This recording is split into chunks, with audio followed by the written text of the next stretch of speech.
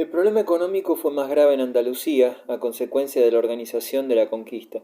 Fernando III procedió a un reparto de tierras entre los nobles que le habían auxiliado en la empresa, observa Vincent Vives, respetando el régimen latifundista prevaleciente durante las taifas y la dominación africana.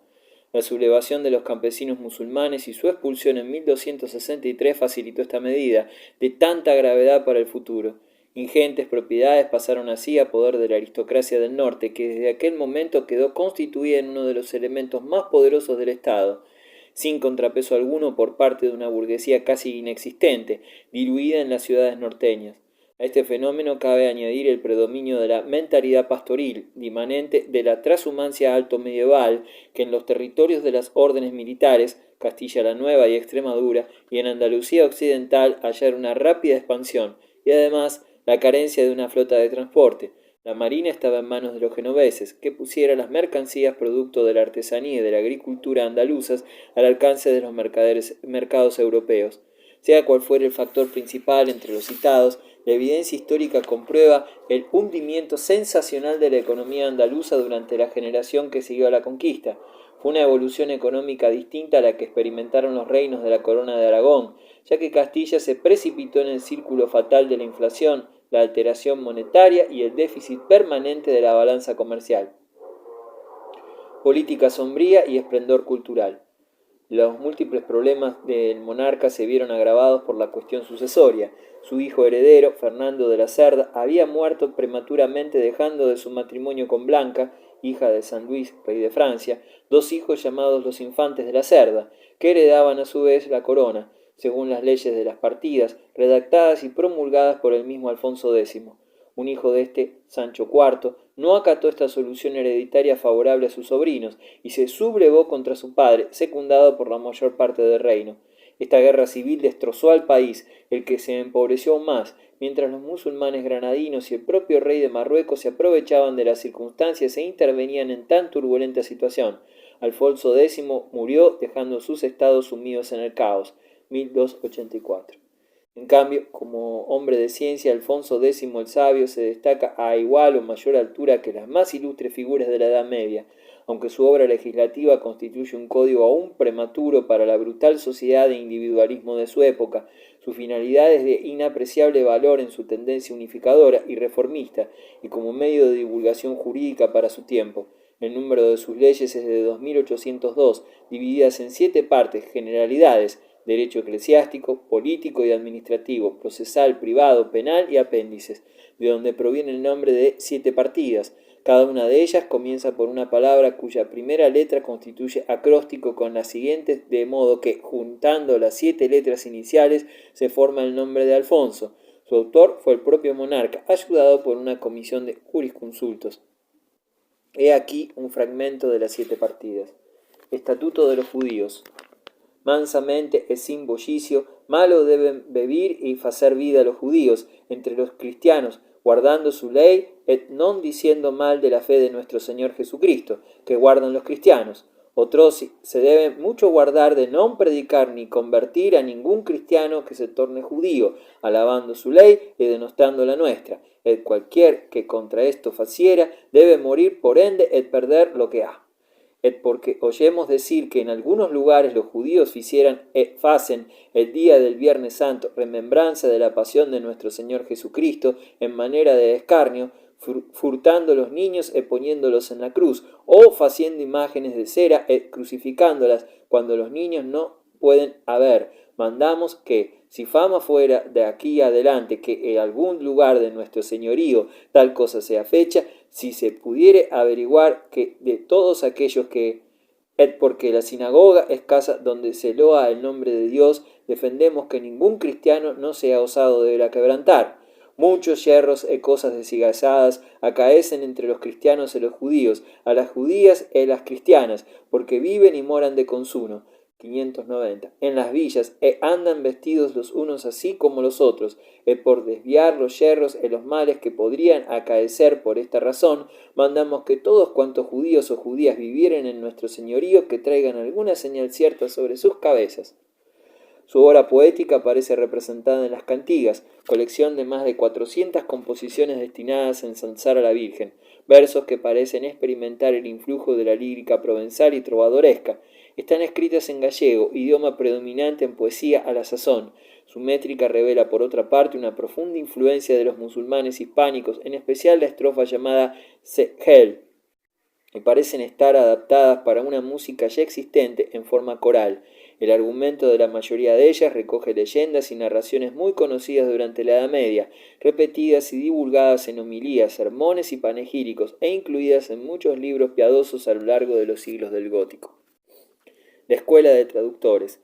Alfonso X el Sabio escribió también dos grandes obras históricas, la General e Grande Historia, especie de historia universal de aquella época, incompleta, puesto que sólo llega hasta los tiempos de Jesucristo, y la Crónica General o Historia de España, que fue continuada después de su muerte.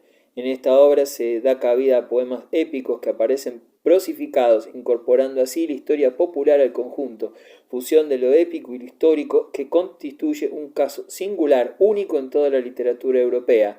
Otras obras importantísimas son los libros del saber de astronomía y un estudio del calendario y de la astronomía en unas taulas alfonsíes, calculadas sobre la base del meridiano de Toledo. El dominio del estrecho.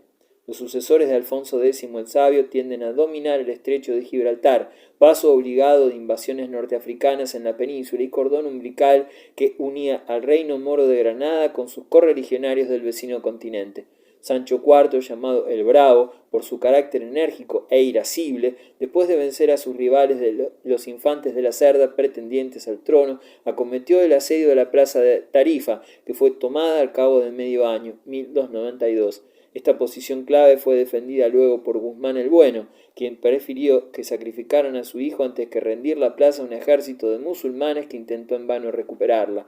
Sobrevino luego una regencia durante la minoría de Fernando IV, en que el gobierno estuvo en manos de su madre, María de Molina, una de las mujeres más admirables de la historia española.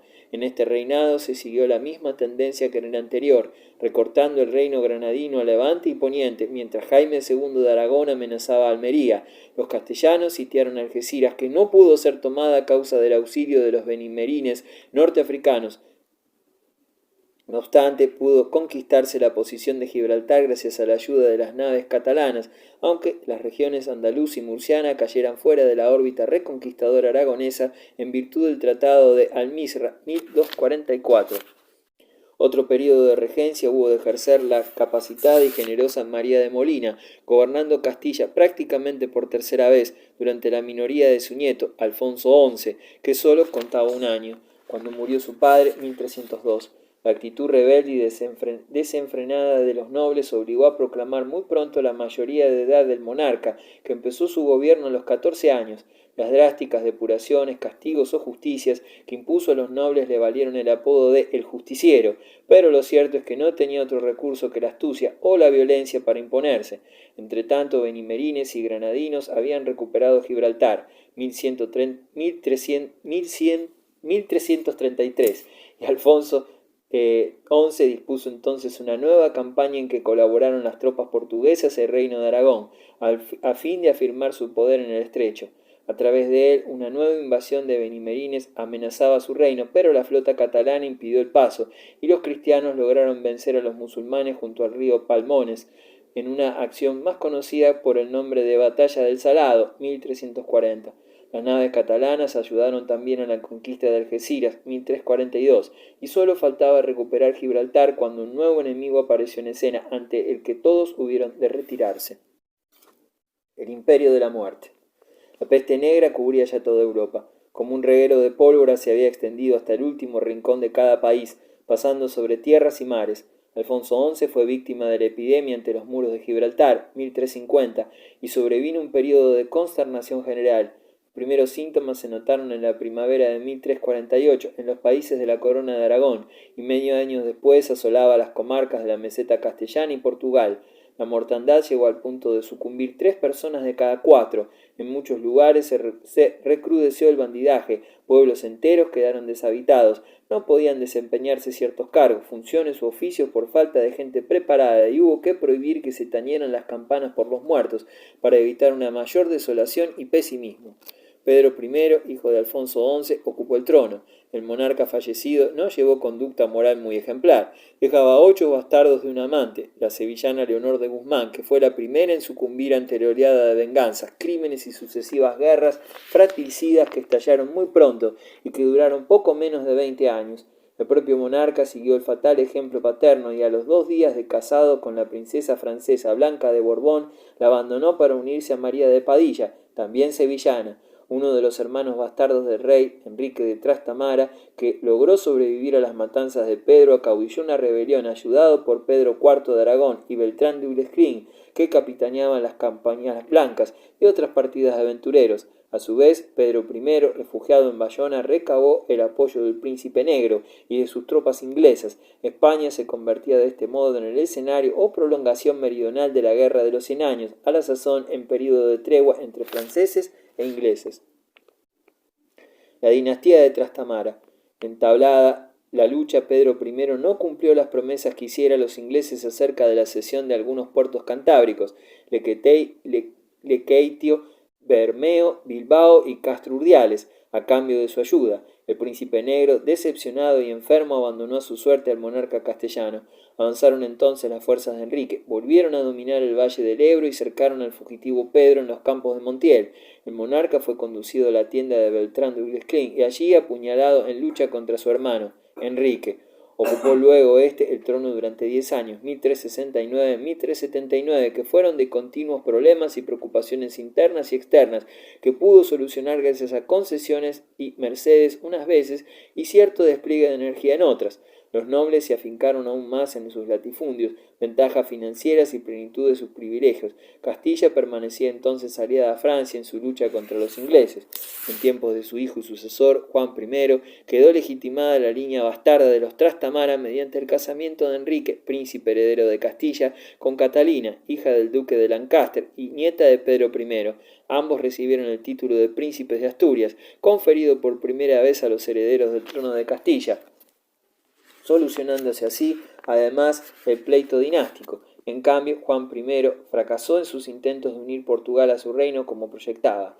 Enrique III, 1390-1406, de frágil salud, aunque de voluntad robusta y enérgica, mantuvo a raya la díscola nobleza e inició una clara política africana. Combatió a los piratas marroquíes y mandó una expedición en las Islas Canarias. También tanteó una política de relaciones con Asia, enviando sendas embajadas al emperador mogol, Tamerlán, y al sultán turco Bayaceto el Rayo. Su actitud con relación al cisma de Occidente fue clara, negándose a reconocer al antipapa aragonés Luna, Benedicto XIII. Murió Enrique III cuando su hijo y sucesor Juan II solo contaba 2 años, por los que hubo de instaurarse una regencia a cargo de la reina viuda Catalina y Fernando, hermano del rey. Este fue llamado el de Antequera, por haber tomado los musulmanes esta plaza andaluza, única empresa reconquistadora que se realizó durante más de un siglo. Juan II vivió en perpetua tutela por su debilidad de carácter. Pese a su mayoría de edad, el gobierno pasó a manos de un favorito de relevante personalidad, don Álvaro de Luna, sobrino del Papa Benedicto XIII, y odioso a la aristocracia, que arremetió contra él. Álvaro logró derrotar a sus enemigos, apoyados por el bando aragonés en la batalla de Olmedo, 1445. A pesar de su triunfo, fue vencido por la astucia de la reina Isabel, segunda esposa del monarca, traicionado y abandonado por todos. Álvaro de Luna fue condenado mediante un simulacro de proceso a ser decapitado en Valladolid. Esta turbulenta época fue más la de un pórtico renacentista que la de un gótico florido. Poco después murió el rey Juan II, devorado por los remordimientos, dejando un reino arruinado, destrozado por guerras civiles y banderías nobiliarias a su hijo y sucesor, Enrique IV, llamado el Impotente, 1454-1474, uno de los monarcas más desdichados de la historia española. El doctor Marañón traza su diagnóstico catalogándolo entre los displásticos eunucoides, y Menáides y Pelayo esbozó una semblanza histórica del monarca que no lo favorece en modo alguno. Sin embargo, parece que proyectaba una reforma y restauración del país a base de socavar el poderío de los nobles. Frente a él se levantó su hermana Isabel, casada ya con Fernando II de Aragón. Con ellos se juntaron ambos reinos, si bien conservaban cada cual su respectiva corona y los países sus peculiares leyes. Recibieron del Papa Alejandro VI en el año 1496 el título de reyes católicos, distinción parecida a la de rey cristianísimo, adjudicada a los monarcas franceses, y rey fidelísimo a los portugueses, títulos que se prodigaban los pontificios